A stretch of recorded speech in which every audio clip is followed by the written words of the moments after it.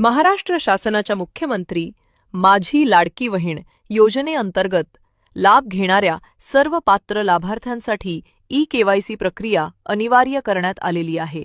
चला तर जाणून घेऊया ई-केवायसी प्रक्रिया कशी करायची ते। सर्वप्रथम गुगलवर www.ladkibahin.maharashtra.gov.in हे अधिकृत पोर्टल उघडा। फॉर्म उघडल्यानंतर पॉपअपवर क्लिक करा। आपला 12 अंकी आधार क्रमांक व कॅप्चा टाका आणि मी सहमत आहे या पर्यायावर क्लिक करा। आधारशी संलग्न मोबाईलवर आलेला OTP टाका आणि सबमिट करा। आता नवीन फॉर्म उघडेल।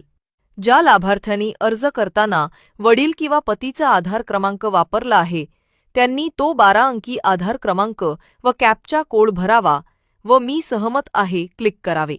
त्यावर आलेला OTP टाका व सबमिट करा। OTP सबमिट केल्यानंतर नवीन फॉर्म उघडेल। तिथे जात प्रवर्ग हा पर्याय दिसेल, त्यावर क्लिक करा व आपला योग्य प्रवर्ग निवडा।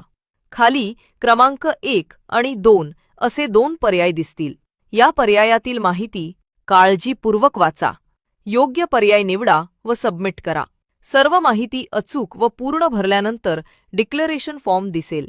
यानंतर स्क्रीनवर आपली ई-केवायसी प्रक्रिया यशस्वीपणे पूर्ण झाली असा संदेश दिसेल।